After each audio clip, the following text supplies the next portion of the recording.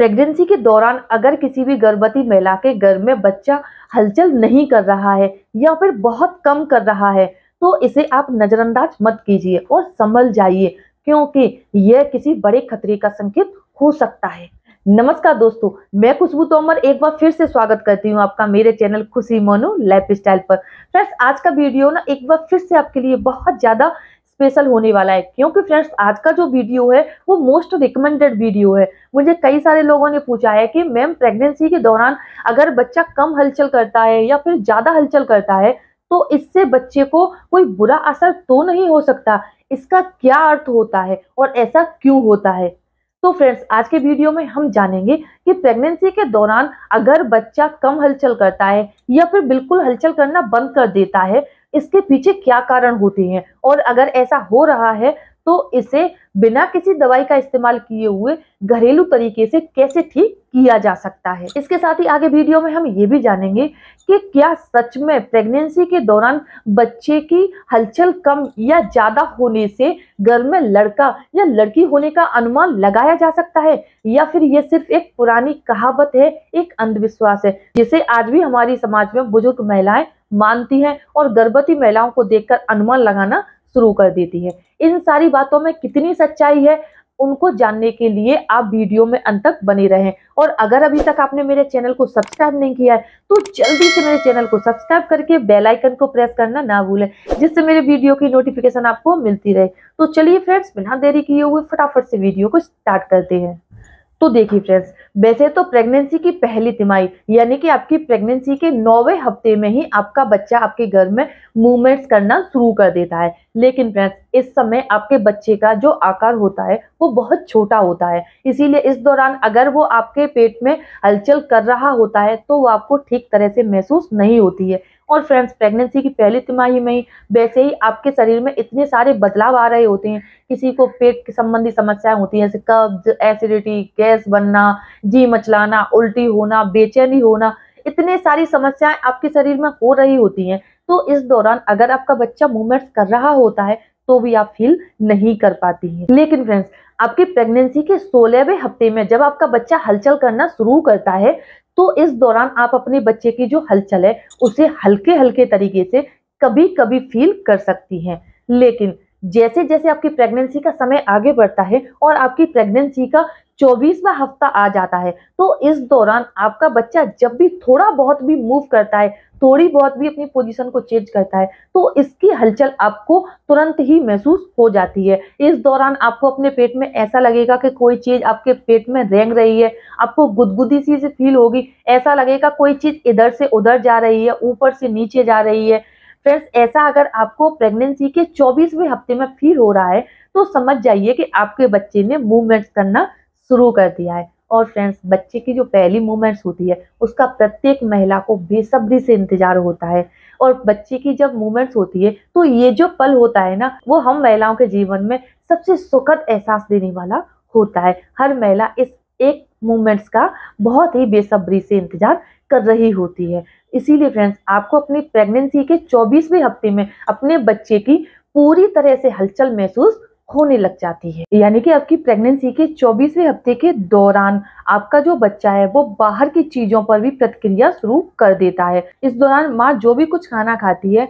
तो उसकी प्लेसेंटा के जरिए ये जो खाना है वो होने वाले बच्चे के शरीर में भी पहुंचता है। और जैसे ही ये जो खाना है प्लेसेंटा के जरिए गर्भ में पल रहे बच्चे तक पहुंचता है तो बच्चा तेजी से मूवमेंट्स करना शुरू कर देता है। लेकिन फ्रेंड्स, डॉक्टर्स के अकॉर्डिंग ऐसा माना जाता है कि प्रेगनेंसी के 28वें हफ्ते के बाद प्रत्येक गर्भवती महिला को अपने बच्चे की जो मूवमेंट्स है उन पर ध्यान देना शुरू कर देना चाहिए। यानी कि आपको अपनी प्रेगनेंसी के 28वें हफ्ते के बाद अपने बच्चे की कितनी बार वो लात मारता है, कितनी बार वो किक करता है, कितनी बार वो हलचल कर रहा है, इन सारी चीजों को आपको काउंट करना चाहिए। क्योंकि फ्रेंड्स, डॉक्टर्स के अकॉर्डिंग ऐसा माना जाता है कि आपकी प्रेगनेंसी की दूसरी तिमाही यानी कि 24वें हफ्ते के दौरान आपके बच्चे की जो मूवमेंट्स होती है वो 2 घंटे में लगभग 10 बार जरूर होनी चाहिए। अगर आपका बच्चा इससे कम मूवमेंट्स कर रहा है तो इसका मतलब है आपका बच्चा कमजोर है या फिर आपके बच्चे को कोई परेशानी हो रही है जिसकी वजह से घर में बच्चे ने मूवमेंट्स कम करना शुरू कर दिया है। और फ्रेंड्स, अगर प्रेगनेंसी के आखिरी महीने यानी कि 9वें महीने की बात की जाए तो 9वें महीने में आपका बच्चा मूवमेंट्स कम करना शुरू कर देता है, क्योंकि इस महीने तक आपके घर में आपके बच्चा काफी ग्रो कर चुका होता है, उसके शरीर के सारे अंग बन चुके होते हैं और वह पूरी तरह से डेवलप हो चुका होता है। तो इस दौरान आपके पेट में आपके बच्चे को हिलने डुलने के लिए या मूवमेंट्स करने के लिए प्रॉपर जगह नहीं मिलती है, जिसकी वजह से वो हलचल कम करना शुरू कर देता है। और फ्रेंड्स, एक सबसे जरूरी बात कि प्रेगनेंसी के 7वें और 8वें महीने के दौरान यानी कि आपकी प्रेगनेंसी के 24वें हफ्ते के बाद 28वें हफ्ते के दौरान अगर आपका बच्चा मूवमेंट्स करना बंद कर दिया है या फिर उसकी जो मूवमेंट्स है वो बहुत कम हो गई है, तो इसे आपको पूरी तरह से ध्यान देना चाहिए। आपको बिल्कुल भी नजरअंदाज नहीं करना चाहिए। अगर ऐसा कुछ हो रहा है तो आपको क्या करना चाहिए, यानी कि तुरंत ही डॉक्टर के पास तो आप नहीं पहुंचोगे, उससे पहले आपको कुछ घरेलू तरीके भी